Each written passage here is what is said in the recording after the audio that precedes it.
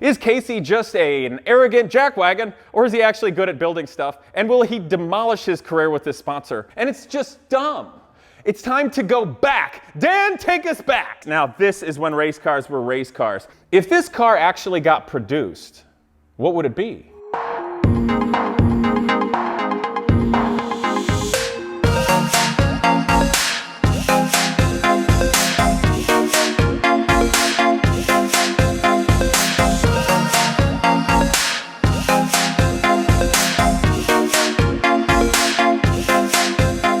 What's up, people? I am going to build my masterpiece car, and today is the big announcement for just that. I've got some paper here going old school, some old Gotti wheels, and Dan.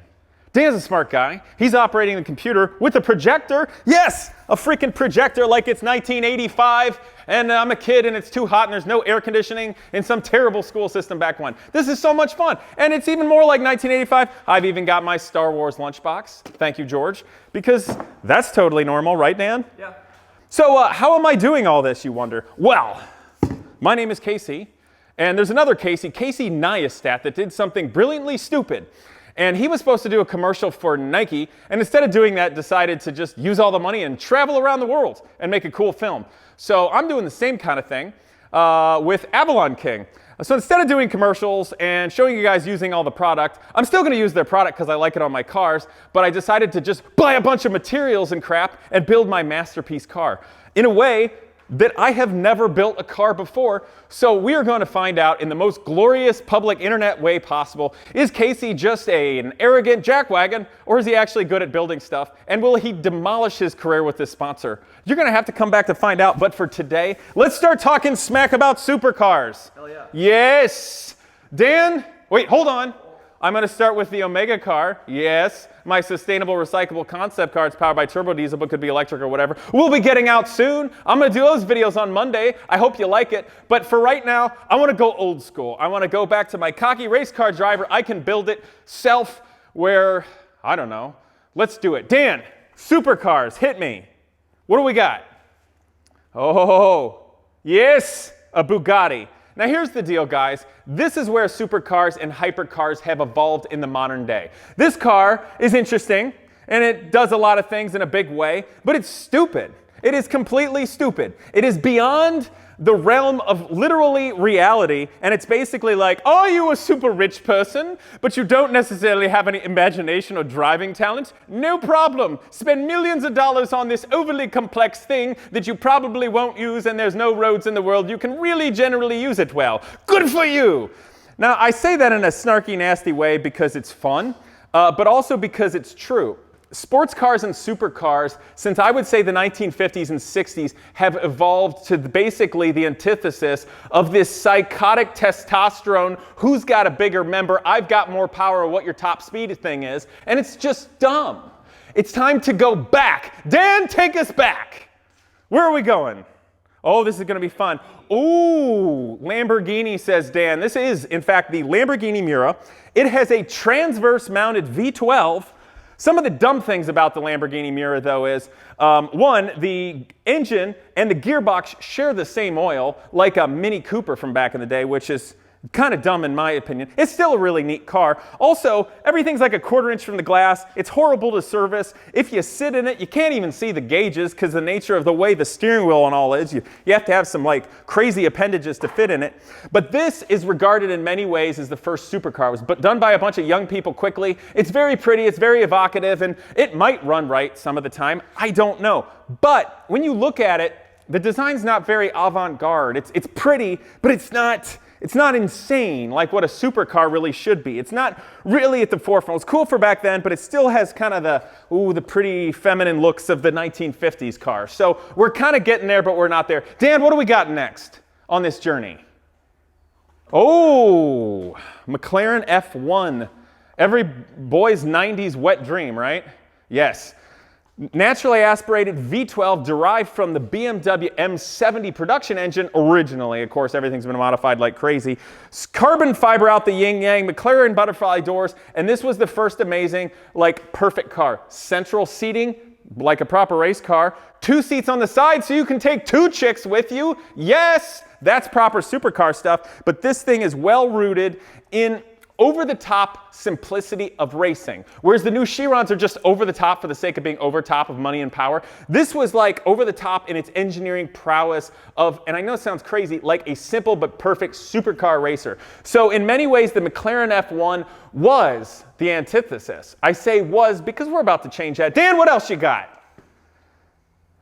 Another Lamborghini. Another Lamborghini. Well, this one's the Countach. And the Countach, I actually have had experience with these things, was every 80s kid's wet dream and fantasy. Now, the Countach is every bit of a supercar. It's ostentatious, it's over the top with its Bertone look. It's got the scissor wing doors that go up, but it still has a proper hand-built V12 naturally aspirated. And the carburetors, you got it running right, it's going to sound really pretty. Tube frame, very complex, kind of like an old Maserati birdcage in many ways. Now, the problem with the Lamborghini is it's not practical in any way, and they break a lot, and I guess that's the way supercars were, and it's nice that they work. But at least back then, you still had to be a real man, a real driver to drive this car, or at least a kick-ass woman. You had to drive stick, you had to be good. There were no driver aids or any BS thing like that. It wasn't, I mean, you could write a check and go get one if you're rich, but you still had to not suck to drive one, and I like that. So Dan, what else we got in this supercar journey?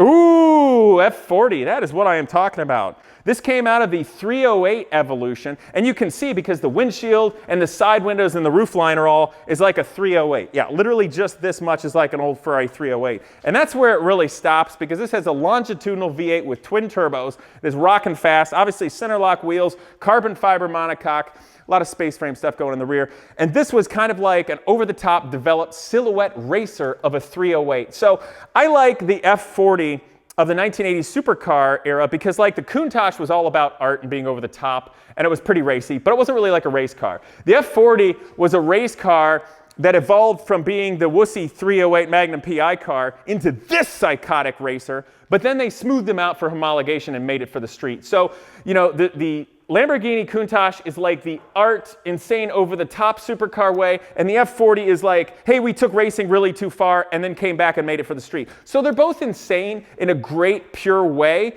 but you still had to have talent to drive both of them, and they were evocative at that time. So in their own rights, they're very pure. Dan, what else we got?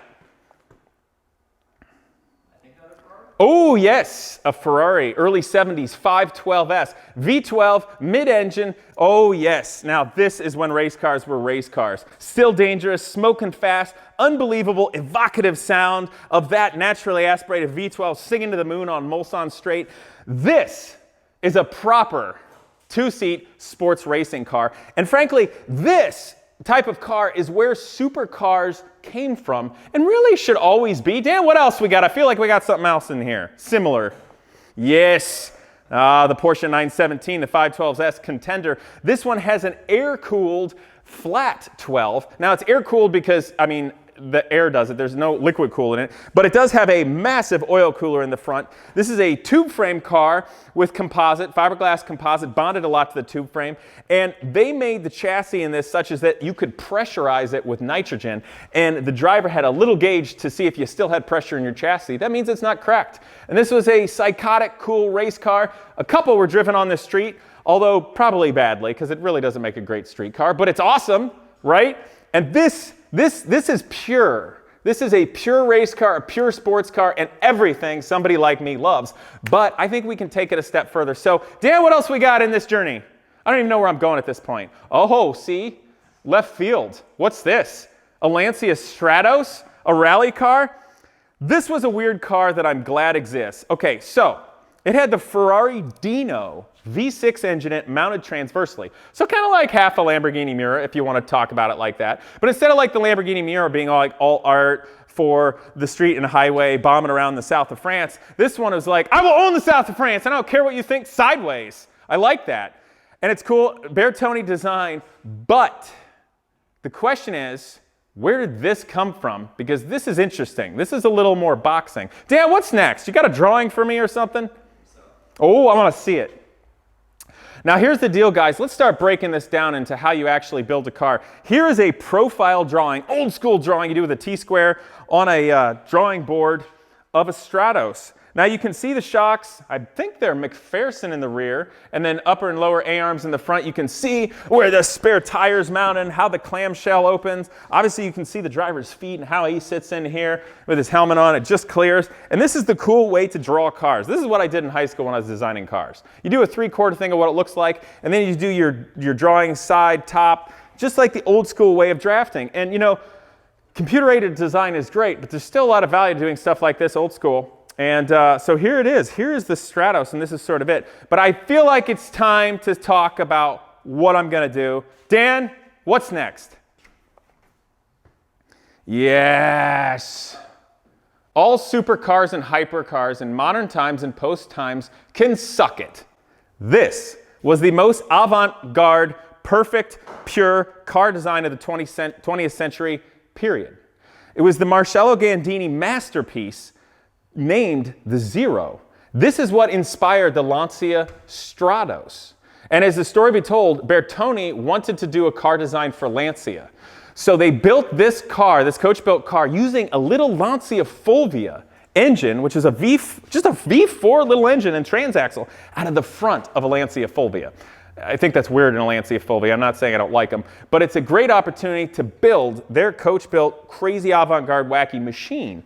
And that's what this is. Dan, do you got what's that like, not the next ones with the drawing, but you got another picture of how this thing opens up and all, because it's nutty. Yeah, that one right there.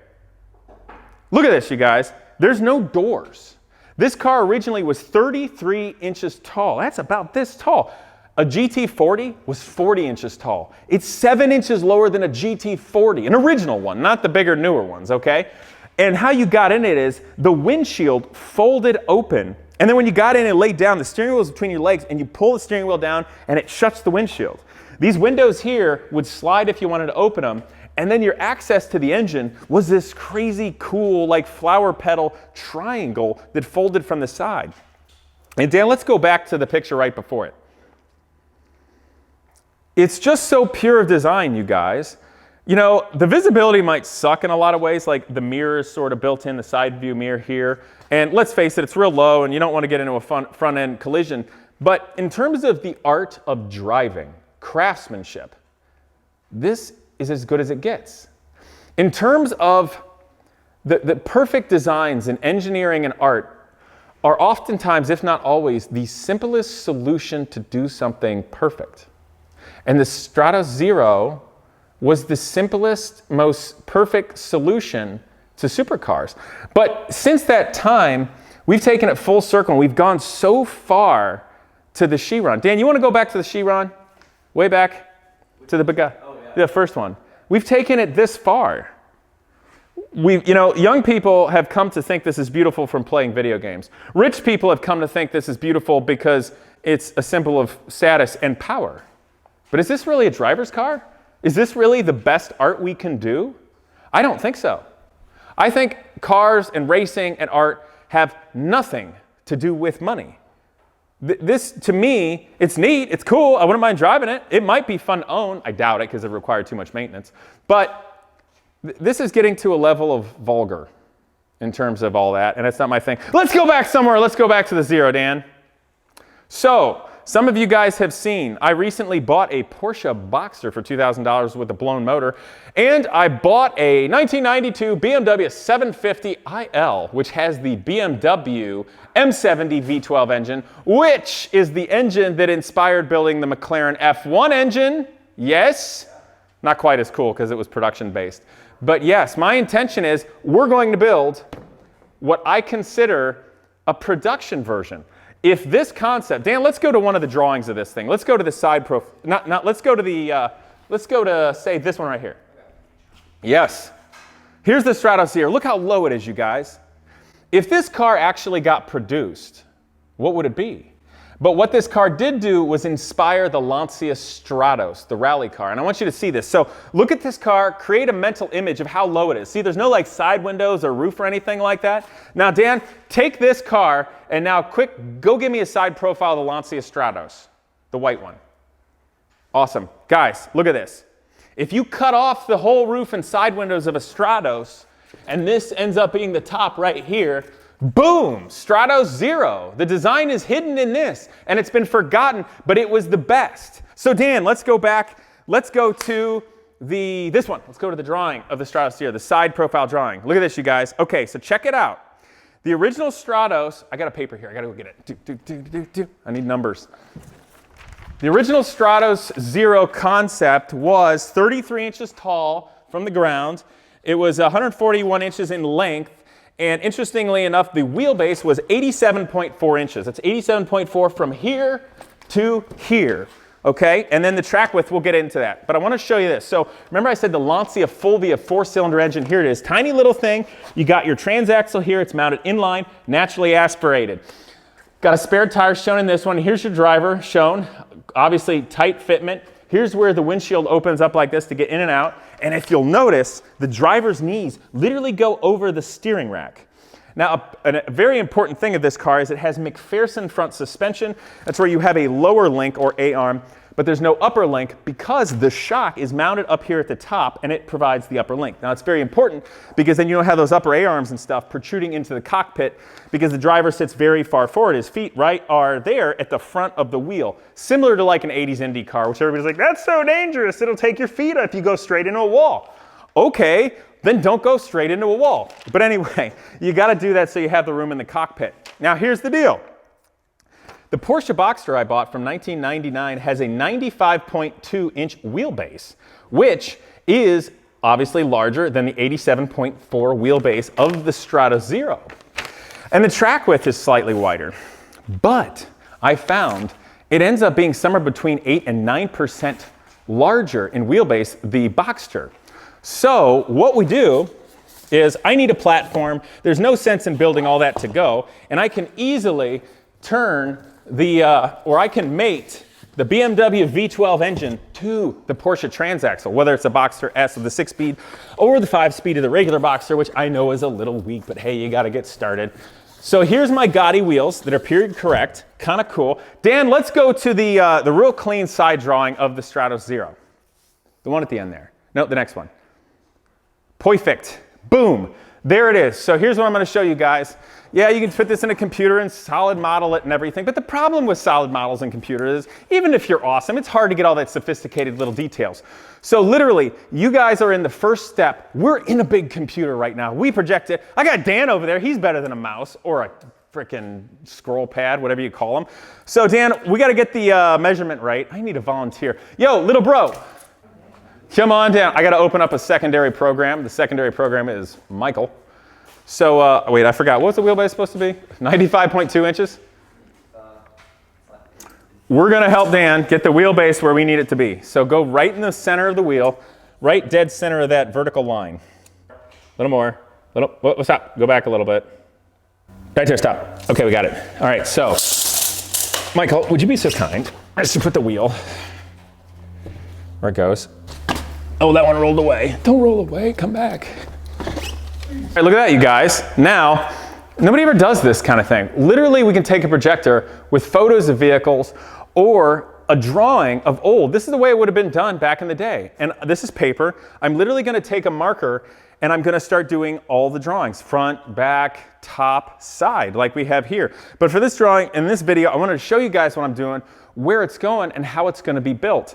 Now, obviously, the Porsche Boxster has a lot of crap that's got to go, and I'm basically only going to use some of the bulkheads, some of the suspension, transaxle, and whatnot, but it's a great place to start. And, of course, the V12. And I would end up sitting slightly higher, but as you can see, boom, ta-da, yes, right? So, this is going to be the journey. I think you guys are going to love it. Even if these supercars of this time period is not your thing, we're going to coach build a car like nobody's done in the past. I'm going to do it out of thin gauge steel. I'm very comfortable with welding. And I'm kind of going to do the Italian style of coach building where I make a wire buck, a thin wire buck, instead of a big wood buck like everybody's accustomed to with panel building. Everybody's like, are you going to make it out of aluminum and beat it over a wooden buck? No, that's very English. I'm going to do it Italian and do it fast because I'm only going to make one of these things. So the wire buck, I'm going to use edges and figure it all out. But here's something, you guys, and this is very important. I'm not going to build a replica of the Stratos Zero. I'm going to build what I think a production version would have been if inspired by this. And I don't mean a Lancia Stratos. I'm going to take this old design as inspiration and build my own supercar, the most pure of supercars, coming from this. So it'll be a bit different. Obviously, I want to give a lot of great homage to the original masterpiece of Marcello Gandini. Going to keep things all the same. I'm not going to chotch it out and rocket bunny and be all stupid, but I'm going to build a proper supercar with the design of this. So before I go, I want to show you guys what I'm thinking with regard to the design. Do you want to draw with me? I'm not a very good drawer. Come on, it's like we're in kindergarten. Man, I flunked kindergarten. What's in my lunchbox? You flunked kindergarten? No. I don't believe you. I think you did.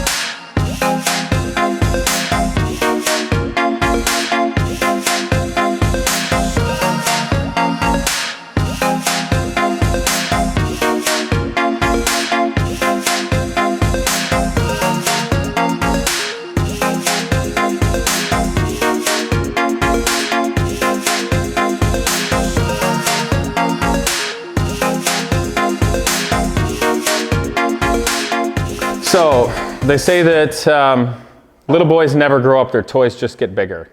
Well, this went from a notebook getting yelled at in algebra and study hall to on the wall and full size. I've got these super cool Gotti wheels that have the Porsche bolt pattern, which will fit on the Boxster and work with slightly more modern size brakes. I got a BMW with a V12 in it, and it is going to be awesome. The other thing I'd like to point out is, you know, you could show up in a Chiron, but I get you, people will be more excited about this at a Cars and Coffee. I bet you it'll be more fun to drive, and it's going to sound gorgeous. And if you haven't figured it out already, I'll be able to, there's literally no supercar. There's nothing that you can remotely buy for what I can build this for in parts and materials. It's not going to be a terribly expensive build. But the expensive, the valuable part of it is the art. It's the craftsmanship. It's the engineering. So fortunately, I get to do that. And I hope that inspires you all to build your dreams and think about it. So I'm going to dare to do something crazy. I hope you guys enjoy this journey. It's going to go quickly. I'll have a video every week on Thursdays. And I hope Avalon King doesn't kill me because I decided to spend the sponsorship money on getting materials so I can build a car rather than just doing commercials. So I think we should at least name the car after Avalon King, don't you think? Okay. And since it's not a Lancia Stratos Zero, it's being inspired by it, and it's bigger and it's nastier, I say we call it the King Zero. Nice. All right, you guys. I'll see you next week.